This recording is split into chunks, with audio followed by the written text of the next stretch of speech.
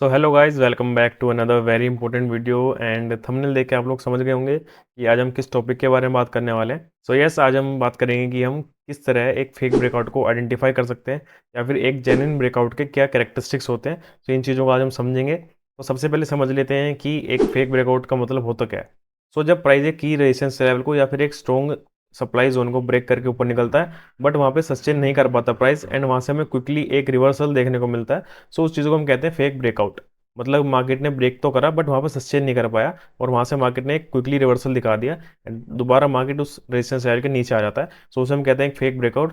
इसी तरह से हम फेक ब्रेकडाउन को भी समझ सकते हैं। जैसे कि मार्केट अगर किसी स्ट्रॉन्ग सपोर्ट जोन को या फिर स्ट्रॉन्ग डिमांड जोन को ब्रेक करके नीचे जाता है, बट वो नीचे सस्टेन नहीं कर पाता, वहाँ से बायर्स उसे दोबारा ऊपर ले आते हैं। उस चीज़ को हम कहते हैं फेक ब्रेकडाउन। सो गाइस, कुछ पॉइंट्स हैं जिनको हम कंफर्मेशन के तौर पे यूज़ कर सकते हैं फेक ब्रेकआउट या फेक ब्रेकडाउन को आइडेंटिफाई करने के लिए। सो अभी उन पॉइंट्स के बारे में बात करेंगे, अच्छी तरह उनको समझेंगे। तो चलिए ज़्यादा टाइम वेस्ट ना करते हुए चलते हैं सीधा स्क्रीन पर एंड उन पॉइंट्स को समझते हैं।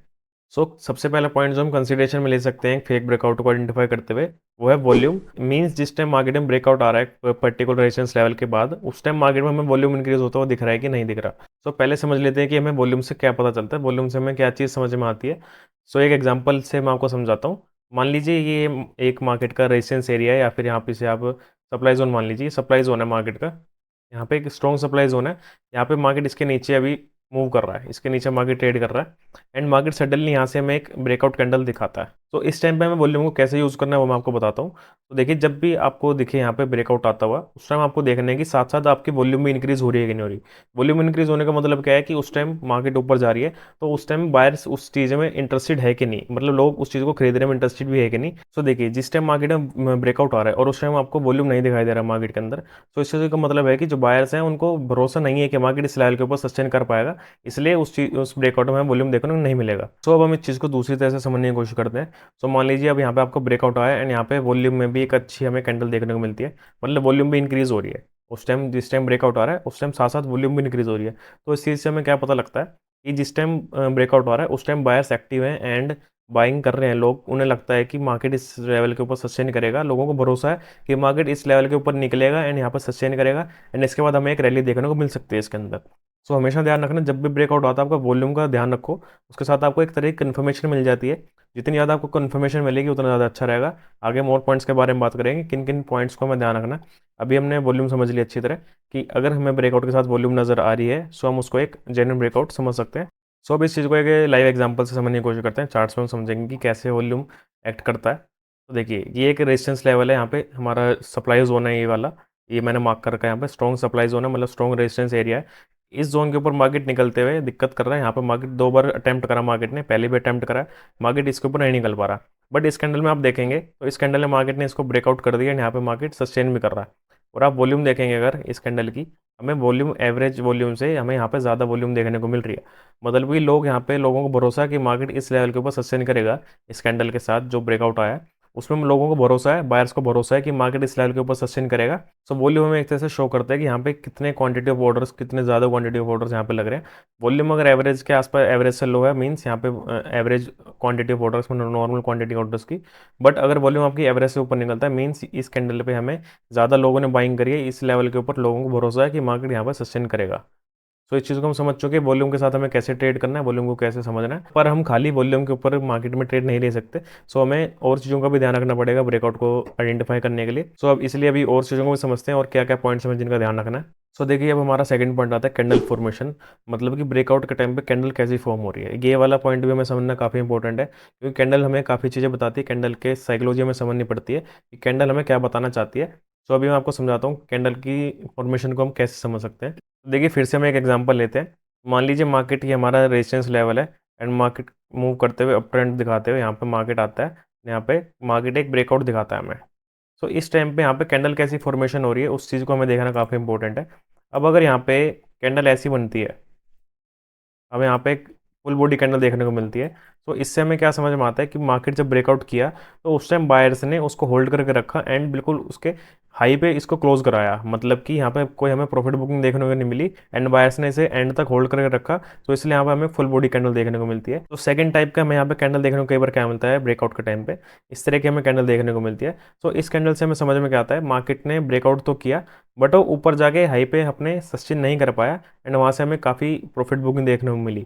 मतलब कि जो बायर्स का कन्विक्शन इतना स्ट्रॉन्ग नहीं है यहाँ पे, कि बायर्स को ज़्यादा भरोसा नहीं है कि मार्केट इस लेवल के ऊपर सस्टेन कर पाएगा कि नहीं कर पाएगा।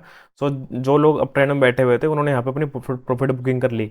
उसके अलावा हमें इस कैंडल से समझ में आता है कि बायर्स का यहाँ पे कन्विक्शन काफ़ी स्ट्रॉन्ग है, बायर्स को लगता है कि मार्केट यहाँ से ऊपर जा सकता है, अच्छा खासा रैली देखने को मिल सकती है एंड बायर्स ने उसे होल्ड करके रखा अपने एंड तक, मतलब कि बायर्स ने उसे बिल्कुल अपने डे हाई पे क्लोज कराया। इस कैंडल से हमें पता लग रहा है बिल्कुल हाई पे मार्केट जाके क्लोज हुई है। सो ब्रेकआउट के टाइम पे हमें कैंडल फॉर्मेशन का ध्यान रखना काफ़ी जरूरी है। सो जब भी ब्रेकआउट के साथ आपको ऐसी बड़ी कैंडल देखने को मिले एंड साथ में आपका वॉल्यूम भी हाई मिल रहा है, तो उस टाइम आपको डबल कंफर्मेशन हो जाती है कि मार्केट यहाँ पर सस्टेन कर रहा है, यहाँ से हमें एक रैली देखने को मिल सकती है। तो इस चीज़ को भी हम एक बार एग्जांपल के तौर पर समझ लेते हैं चार्ट्स के ऊपर जाके। सो देखो इस एग्जांपल से हम देख सकते हैं यहाँ पे, तो इस कैंडल में आप देख सकते हो यहाँ पे हमें ब्रेकआउट देखने को मिला इस कैंडल पे एंड कैंडल की फॉर्मेशन देखो कैसी है, पूरी बिग बार टाइप कैंडल है। यहाँ पे मार्केट ओपन हुई, थोड़ा सा नीचे बिग बनाया, इसका मतलब कि पर वहाँ से हमें एक बाइंग प्रेशर देखने को मिला एंड मार्केट कंटिन्यू करता हुआ ऊपर जाके क्लोज हुआ बिल्कुल अपने हाई के पास। यहाँ पे हमें छोटी सी भी विक नहीं मिल रही देखने को, यहाँ पर छोटी बहुत विक थोड़ी बहुत विक देखने को मिलती है, उसमें भी कोई दिक्कत नहीं है, उसे हम इग्नोर कर सकते हैं। बट अगर ज़्यादा बड़ी विक होती है जैसे ये वाली आप कैंडल देखो, अगर ऐसी कैंडल हमें यहाँ देखने को मिलती, सो उसे हम कन्फर्मेशन के तौर पर नहीं ले सकते। इस कैंडल को हम समझ सकते हैं कि कहाँ मार्केट में बायर्स का कन्विक्शन हाई है, लगता है लोगों को कि मार्केट यहाँ से सस्टेन करेगा एंड हमें साथ के साथ वॉल्यूम यहाँ पर देखने को मिल रहा है। सो ये दोनों पॉइंट हम अच्छी तरह समझ चुके हैं कि हमें पहला देखना है वॉल्यूम हमें आ रही है कि नहीं आ रही, एंड सेकंड हमें देखना है कैंडल फॉर्मेशन उस टाइम पे कैसा हो रहा है ब्रेकआउट के टाइम पे। सो हमारा third and the most important point आता है कंसोलिडेशन। तो कंसोलिडेशन को हम कैसे समझ सकते हैं, सो मान लीजिए जैसे कि हमारा एक रेजिस्टेंस लेवल है, यहाँ से मार्केट क्या करता है, जब भी मार्केट इस जोन पे आता है मार्केट सडन यहाँ पे फॉल दिखाता है, हमें मार्केट दोबारा इस जोन पे आया सडन फॉल दिखाता है। बट इस बार क्या होता है, मार्केट यहाँ पे धीरे धीरे ऊपर आता है एंड यहाँ पे मार्केट आके कंसोलिडेट करना चालू कर देता है। सो देखिए इस जोन से हमें बार बार यहाँ पे रिएक्शन अभी भी मिल रहा है, बट जो बायर्स हैं वो उसको दोबारा इस पॉइंट पर आने का दोबारा खरीद रहे हैं। तो इससे हमें क्या पता चल रहा है कि बायर्स जो हैं वो इस टाइम काफ़ी कॉन्फिडेंट है कि मार्केट यहाँ से ऊपर जा सकता है। तो जब भी यहाँ पे फ्यूचर में ब्रेकआउट आएगा इस पॉइंट के बाद, तो हम यहाँ पे काफ़ी हैवी हमें यहाँ पे बाइंग देखने को मिल सकते हैं, क्योंकि बायर्स जो है वो यहीं पे बाय करना चालू कर रहे हैं, इसको नीचे नहीं आने दे रहे बायर्स। तो इससे हमें कॉन्फिडेंस नजर आता है बायर्स का कि बायर्स यहाँ पे काफ़ी कॉन्फिडेंट है कि मार्केट यहाँ से ऊपर जाएगा। अब इसको चार्ट्स पे हम समझते हैं। तो देखिए यहाँ पे हमने एक रेजिस्टेंस जोन मार्क कर रखा है। तो अभी आप देख सकते हैं इस पॉइंट पर जब मार्केट आया था यहाँ पे हमें एक सडन फॉल देखने को मिला, मार्केट यहाँ पे ना रुका, ना मार्केट ने यहाँ पर सस्टेन किया, ना यहाँ पे ब्रेकआउट दे पाया। तो इस जोन के आसपास मार्केट ने बिल्कुल हमें सडन फॉल दिखाया। बट इस बार जब मार्केट यहाँ पे अप ट्रेंड में आया, यहाँ पे हायर लोज बनाता हुआ मार्केट आ रहा है, तो इस बार हमें क्या देखने को मिल रहा है कि मार्केट ने यहाँ पे कंसोलिडेशन करा है।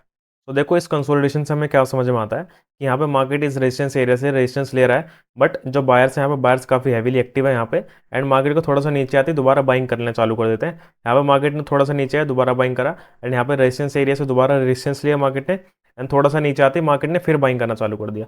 तो इससे हमें पता लगता है कि बायर्स को यहाँ पे कॉन्फिडेंस कितना ज़्यादा है कि मार्केट अब हमें यहाँ से एक बड़ा मूव देखने को मिल सकता है अपसाइड के लिए। एंड आप देख सकते हैं उसके बाद हमें एक ब्रेकआउट देखने को मिला और यहाँ पे वॉल्यूम भी हमें अच्छी खासी मिल रही है एंड उसके बाद मार्केट ने कितना अच्छा हमें यहाँ पे रैली करके दिखाया।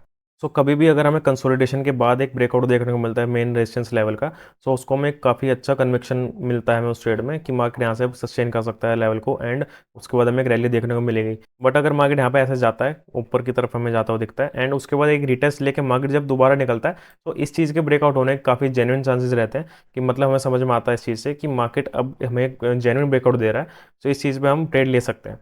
मार्केट कभी भी अगर सीधा निकल जाएगा तो उसके फेल होने के चांसेस काफ़ी बढ़ जाते हैं। ऐसा नहीं है कि हर बार फेल ही होगा मार्केट अगर सीधा निकल गया तो, बट उसके चांसेस काफ़ी बढ़ जाते हैं। यहाँ पे एक ट्रैप हो सकता है बिग प्लेयर्स के द्वारा। सो आई होप इस चीज़ को भी आप अच्छी तरह समझ गए होंगे कि कंसोलिडेशन के बाद हमें अगर ब्रेकआउट देखने को मिलता है तो काफ़ी जेन्युइन ब्रेकआउट माना जाता है वो। सो आई होप गाइस आपको अभी तक तीनों पॉइंट अच्छी तरह समझ में आ गए होंगे एंड अभी भी कोई किसी पॉइंट में दिक्कत लग रही है तो आप वीडियो को रिवर्स करके देख सकते हो, आपको अच्छे से समझ में आ जाएगा।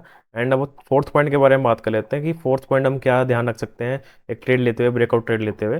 तो फोर्थ पॉइंट हमारा आता है रीटेस्ट। रीटेस्ट का मतलब क्या होता है, सो देखो रीटेस्ट को हम कैसे समझ सकते हैं। तो यहाँ पे हमारा रेजिस्टेंस लेवल है एंड मार्केट यहाँ पे नीचे से ट्रेड करता हुआ आ रहा है एंड यहाँ पे हमें ब्रेकआउट देखने को मिलता है। अब ब्रेकआउट के बाद क्या आता है, मार्केट यहाँ से रीटेस्ट करता है, या मार्केट ने यहाँ पर रीटेस्ट करा। तो भाई रीटेस्ट से हमें क्या समझ में आता है, रीटेस्ट का मतलब होता है कि जो लोग यहाँ से इस रैली में शुरू से बैठे हुए थे, एक तो उन लोगों ने यहाँ पे अपना थोड़ा प्रॉफिट बुकिंग करनी चालू करी है एंड जो वीक हैंड्स यहाँ पे निकल चुके हैं अब यहाँ पे जो लोग इस पॉइंट पे बाइंग नहीं कर पाए थे, जो लोग रेजिस्टेंस देख के यहाँ पे डर गए थे कि यहाँ से मार्केट दोबारा नीचे आएगा, जो लोग यहाँ पे बाइंग नहीं कर पाए थे वो इस जोन पर आके बाइंग करना चालू करेंगे। तो जैसे कि यहाँ पे हमने देखा मार्केट यहाँ पे एकदम निकल गया, बट अब लोग इंतजार करते हैं कि मार्केट थोड़ा सा नीचे आए तो मैं यहाँ पे बाइंग करना चालू करूँ। तो यहाँ पे जब रिटेस्ट करके मार्केट दोबारा निकलता है तो उसे हम काफ़ी अच्छा एक ब्रेकआउट मानेंगे। रिटेस्ट के बाद जब भी आप ट्रेड लोगे, आपका मोस्ट ऑफ द चांसेस है आपका ट्रेड सक्सेसफुल रहेगा। सो देखो, ट्रेड लेते हुए हम ध्यान रख सकते हैं कि रिटेस्ट के बाद ट्रेड लेंगे तो ज़्यादा बेटर है। बट अगर आप रनिंग कैंडल के अंदर ट्रेड लेना चाहते हैं, सो इसमें हम क्या कर सकते हैं, जैसे यहाँ पे मार्केट ने ब्रेकआउट दिखाया तो इस पॉइंट पे आप कुछ क्वांटिटीज ऐड कर सकते हो कि आपको लग रहा है कि मार्केट यहाँ से रिटेस्ट नहीं करेगा एंड डायरेक्टली मार्केट ऊपर निकल जाएगा। तो इस पॉइंट पे आप अपनी हाफ क्वांटिटीज ऐड कर सकते हो एंड रिमेनिंग क्वांटिटी जब मार्केट थोड़ा सा पुल बैक ले ले या फिर अपनी थोड़ी सी प्रॉफिट बुकिंग आ जाए मार्केट के अंदर, तो रिमेनिंग क्वांटिटी आप इस पॉइंट पे ऐड कर सकते हो। तो यहाँ से जब मार्केट दोबारा ऊपर की साइड निकलेगा तो हमें काफ़ी अच्छी रैली देखने को मिल सकती है इस केस में। सो आई होप गाइज आप अच्छी तरह सारे पॉइंट समझ गए होंगे, एंड अगर अभी भी कोई कन्फ्यूजन है किसी पॉइंट में तो कमेंट सेक्शन में पूछ सकते हो मुझसे, मैं रिप्लाई ज़रूर करूँगा। एंड अगर वीडियो अच्छी लगी हो तो लाइक कर देना, अपने दोस्तों में भी शेयर करना। फिर मिलते हैं किसी और वीडियो में।